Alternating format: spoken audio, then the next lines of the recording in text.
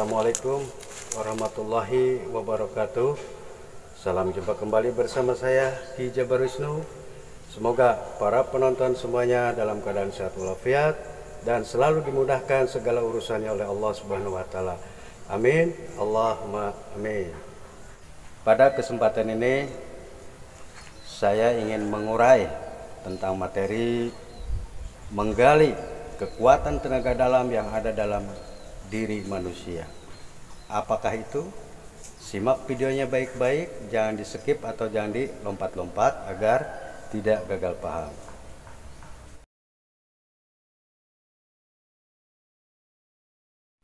Allahumma sholli wa sallim wa barik ala sayyidina Muhammadin nuri zati wa siri sari fi sairil asma'i wa sifati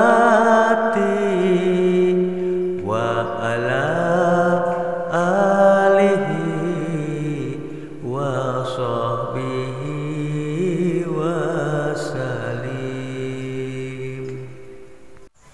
para penonton yang dirahmati Allah dimanapun berada. Pada kesempatan ini izinkan saya berbagi pengalaman mengurai tentang menggali kekuatan tenaga dalam yang ada dalam diri setiap manusia. Dalam diri Anda pun ada.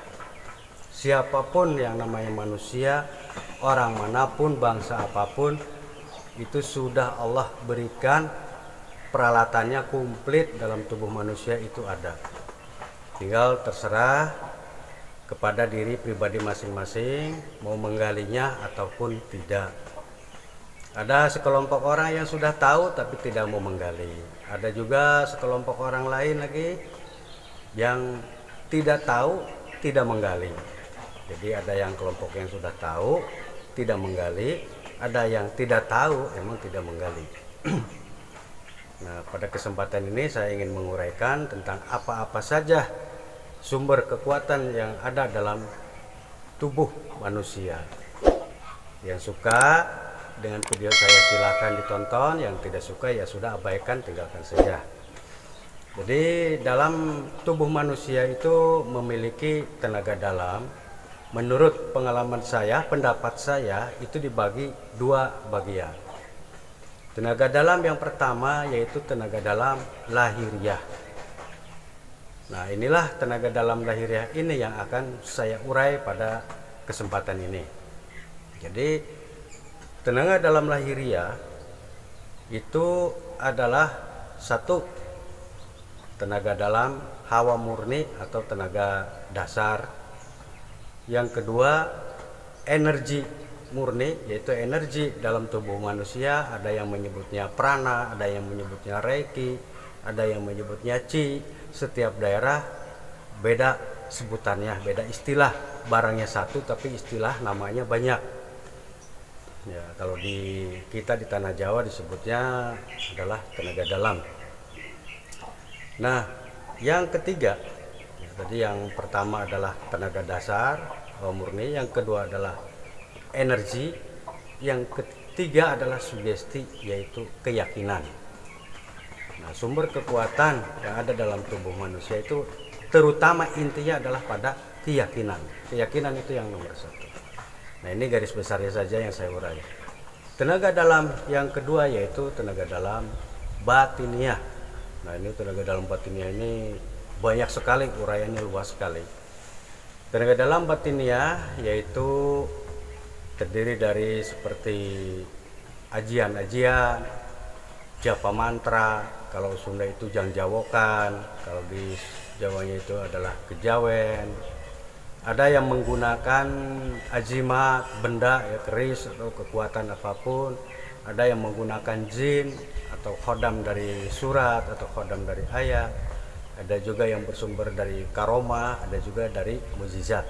Jadi itulah beberapa kekuatan tenaga dalam batiniah yang ada dalam tubuh manusia.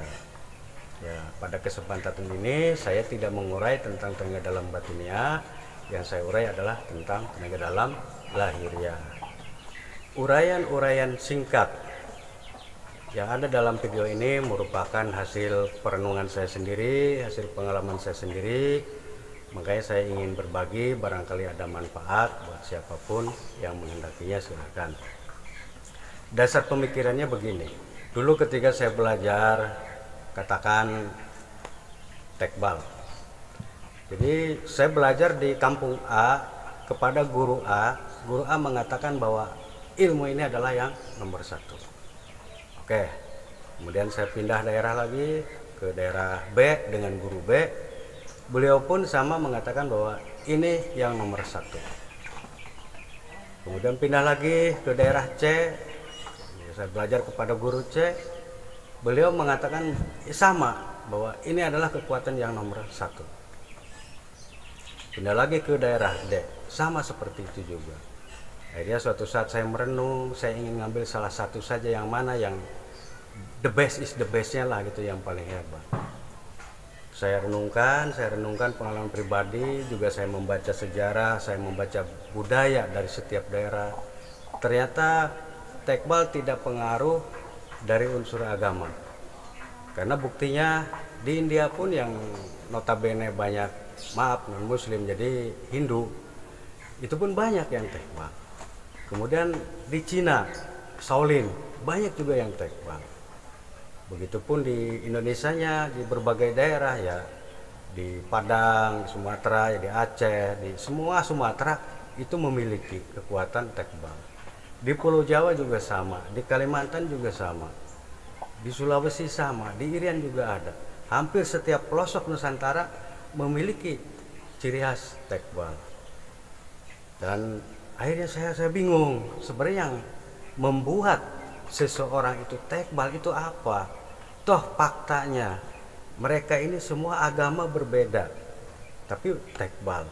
Bahasa pun yang diucap berbeda, mantra yang dibaca pun berbeda. Apa yang membuat manusia itu bisa tekbal atau bisa kuat? Nah, pada saat itu saya merenungi tentang tekbal, membahas tentang tekbal. Nah, jadi saya renungkan bahwa mereka semua pada umumnya adalah manusia. Saya ambil garis tengahnya, persamaannya. Manusia itu memiliki hati, karena kekuatan manusia ada dalam hati. Di dalam hati itu ada rasa. Nah, di dalam rasa itu ada rahasia. Ya, termasuknya adalah keyakinan. Nah, keyakinan inilah yang saya garis bawahi.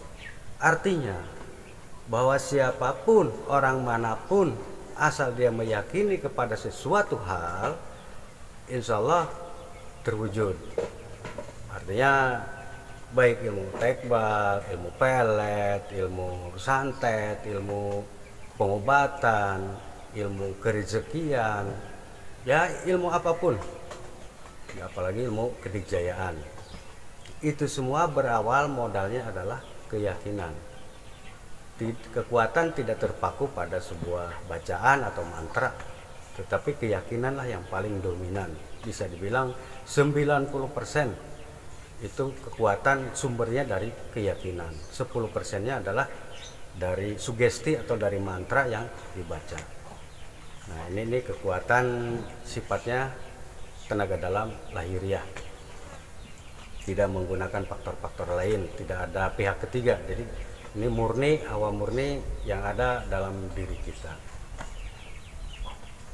Intinya bahwa kekuatan tenaga dalam akan timbul yaitu dari keyakinan yang kuat dalam diri kita, yang mana bisa digunakan untuk berbagai keperluan, pengobatan, kedikjayaan, dan lain sebagainya, tergantung kepada niatnya masing-masing. Jadi intinya poinnya adalah keyakinan. Adapun cara melatih, cara membangkitkan energi tenaga dalam lahiriah pada setiap guru, pada setiap daerah itu akan berbeda-beda. Baik itu dari teknik napasnya, teknik napas pun macam-macam polanya, ada pola segitiga, ada pola segi empat, dan lain sebagainya. Jadi setiap guru, setiap daerah akan berbeda-beda. Yang kedua, teknik yoga. Yoganya pun akan berbeda-beda, artinya sikap kita dalam pengolahan napas itu biasanya diikuti dengan gerakan-gerakan tubuh, dengan posisi-posisi tubuh yang berbeda-beda. Nah, setiap guru, setiap daerah akan berbeda-beda cara melakukannya. Tujuannya sama, untuk membangkitkan power energi yang ada dalam tubuh manusia. Dan yang ketiganya yaitu biasanya dengan ada sedikit bahasa sugesti, ya bukan mantra tapi bahasa sugesti. Itu pun akan berbeda-beda. Jadi ada yang menggunakan bahasa daerah, ada yang menggunakan mungkin ayat-ayat suci. Ya, setiap guru, setiap daerah akan berbeda-beda caranya. Nah, silakan yang mau belajar, mau kemanapun, mau ke guru siapapun, pada prinsipnya sama saja. Ya, ini saya bercerita hasil pengalaman saya ketika belajar ke sana ke sini, berbeda-beda tetapi intinya sama. Ya, intinya dari sikap napas, sikap yoga, dan bahasa sugesti. Itulah sumber yang digunakan untuk membangkitkan power energi tenaga dalam.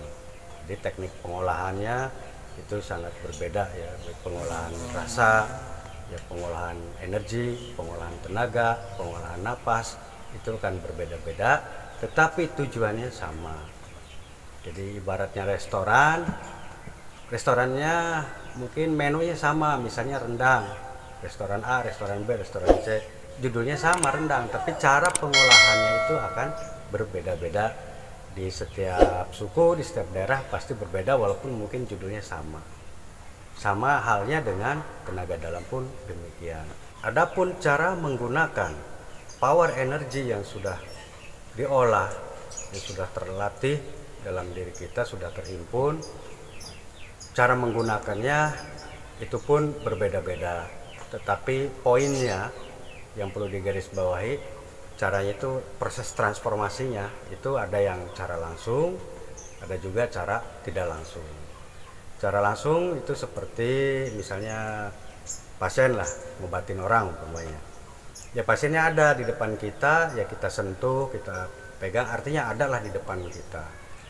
Nah, itu cara langsung, baik melalui air ataupun melalui penyaluran energinya langsung ke badannya, ataupun melalui obat-obatan herbal dan sebagainya, kita salurkan energinya ke herbal tersebut, atau jamu atau apapun, atau obat, ya baru kita minumkan atau kita balurkan ke pasien ya sesuai dengan kondisi penyakitnya masing-masing. Dan yang kedua, cara transformasi atau cara penyaluran energi itu bisa dilakukan dengan jarak jauh, walaupun kepentingannya berbeda-beda. Ada tujuan ke kanuragan, untuk ke pengasihan, untuk ke rezekian, untuk ke pengobatan, bisa dilakukan jarak jauh. Misalnya si juru penyembuhnya ada di Cirebon, pasiennya ada di Amerika. Kita karena kalau energi itu akan mengikuti mata panah arah pikiran kita, akal kita kemana, energi akan mengikuti. Jadi medianya cukup dengan foto atau nama, kita bisa salurkan jarak jauh. Umumnya setiap guru itu seperti itu. Jadi cara-cara penyaluran energi jarak langsung, jarak dekat, bisa juga dengan jarak jauh. Tentunya beda guru, beda cara, walaupun tujuannya sama. Ya, demikian cara menyalurkan energinya.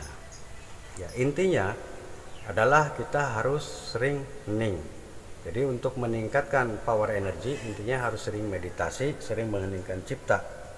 Ya, ini karena kita ngebahasnya adalah tenaga dalam lahiriah, bukan batinnya. Kalau batinnya nanti patokannya kepada jumlah wiridan, jumlah zikiran, ayatnya apa dan sebagainya, sesuai dengan tujuannya masing-masing. Jadi kita tidak melebar ke urusan kebatinan, jadi fokus di kekuatan murni, kekuatan tenaga dalam lahiriah yang bisa dipelajari oleh siapapun, tidak mandang agama. Penyaluran energi yang ada dalam tubuh manusia itu bisa dilakukan secara langsung. Ya, sebagai contoh nanti akan saya buktikan. Mohon doanya ada pemirsa.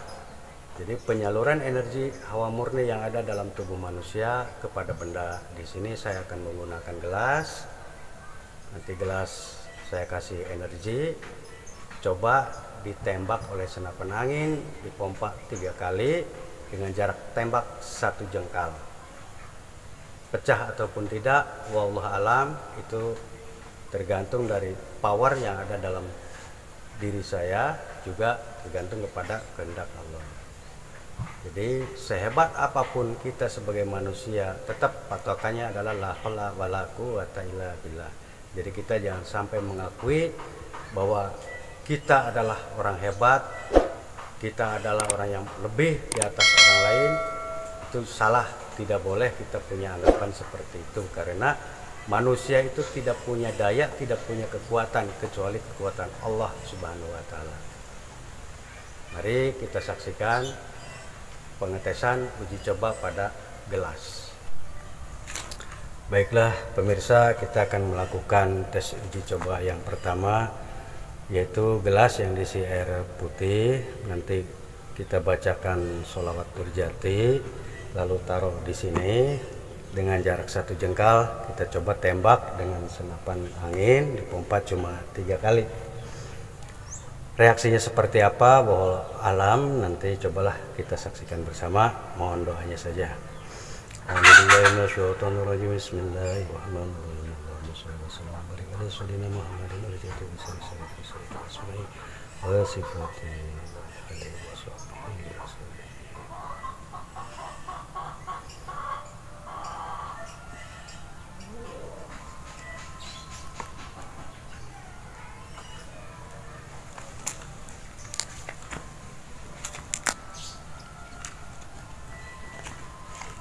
Pelurunya kita ambil.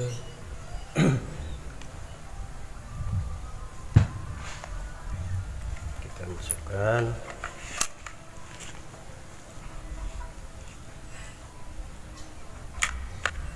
Kita pompa. 1, 2.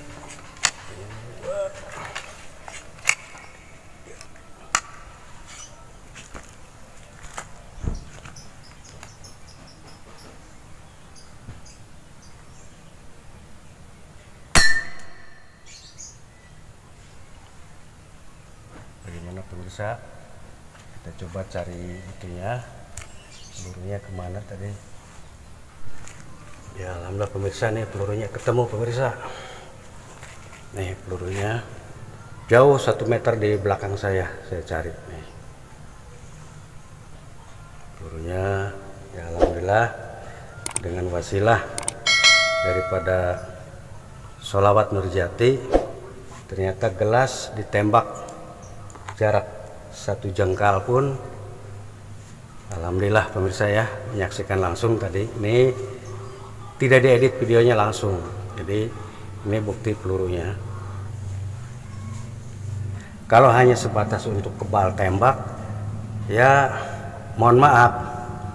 Jadi insya Allah lah diperbanyak sholawat saja cukup. Udah, kita nggak usah musyrik ya, nggak usah percaya kepada hal-hal lain. Jadi kita percaya saja kepada kekuatan yang ada dalam diri kita, kita percaya saja kepada Allah Subhanahu wa taala. Jadi tetap dengan cara apapun kita belajar tenaga dalam, ujung-ujungnya kita berserah diri kepada Allah Subhanahu wa taala, karena la haula wala quwata illa billahil azim.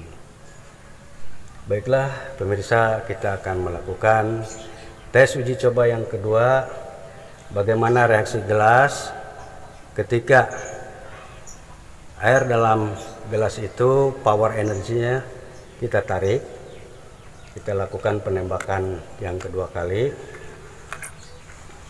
Kita ambil pelurunya, lalu dimasukkan, kemudian dipompa 3 kali.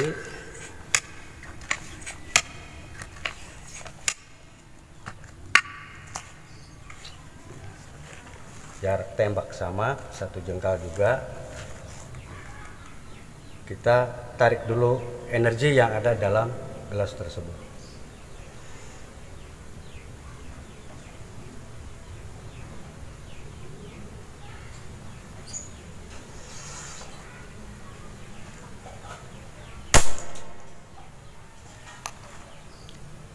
Pecah pemirsa.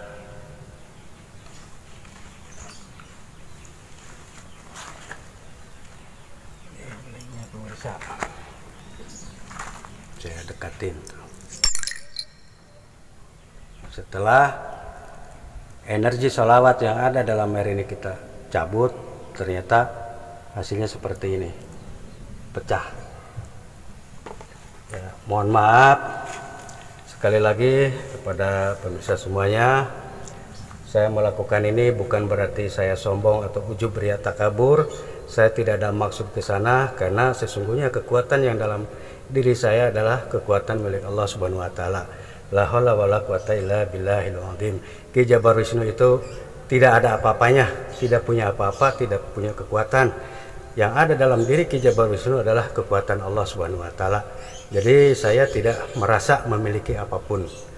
Dan mohon maaf kepada pemirsa semuanya, ya jangan memperagakan atau jangan mempraktekkan adegan berbahaya ini, karena khawatir peluru rekoslet seperti tadi juga ini feedback. Jadi peluru begitu nembak gelas dia mental ke arah saya, tapi ya alhamdulillah hanya lewat samping kanan saya, ke belakang jauh 1 meter dari badan saya. Makanya tadi video saya cut dulu karena mau mencari peluru ini untuk pembuktian. Ini pelurunya ya seperti ini. Ya demikian, sekali lagi saya mohon maaf yang sebesar-besarnya. Ki Jabar Wisnu bukan siapa-siapa. Ki Jabar Wisnu tidak punya apa-apa, hanya makhluk Allah yang lemah. Pesan saya kepada para pemirsa dimanapun berada, para pecinta sholawat, saya sarankan jangan malas-malas, jangan bosan-bosan, harus terus rutin melakukan amalan-amalan sholawatnya, baik ba'da sholat 5 waktu maupun ba'da sholat hajat, ataupun dimanapun kita berada, untuk zikrullah selalu kepada Allah Subhanahu wa taala dengan wasilah melalui sholawat Nurjati. Intinya, kalau Anda ingin punya karomah, maka harus istiqomah. Peribahasanya, kita akan punya bisa kalau kita bertapa. Artinya kita akan mempunyai kuasa, kita akan mempunyai kemampuan bila kita ya riadoh, berpuasa, kita berzikir dan lain sebagainya. Sekali lagi mohon maaf kepada para pencinta sholawat, jangan ragu-ragu, jangan sungkan-sungkan, jangan malas-malas, semangat sholawatnya, lakukan terus. Insya Allah kita akan ketemu, kita akan memetik hasilnya baik di dunia maupun di akhirat. Demikianlah yang dapat saya sampaikan. Kurang lebihnya saya mohon maaf, karena saya menyadari bahwa diri saya juga orang fakir ilmu, yang penuh kesalahan, yang penuh dosa, yang kekurangan ilmu. Akhirul kalam, wabillahi taufiq wal hidayah. Wassalamualaikum warahmatullahi wabarakatuh. La ilaha illallah hul malikul hakul mubin Muhammadar Rasulullah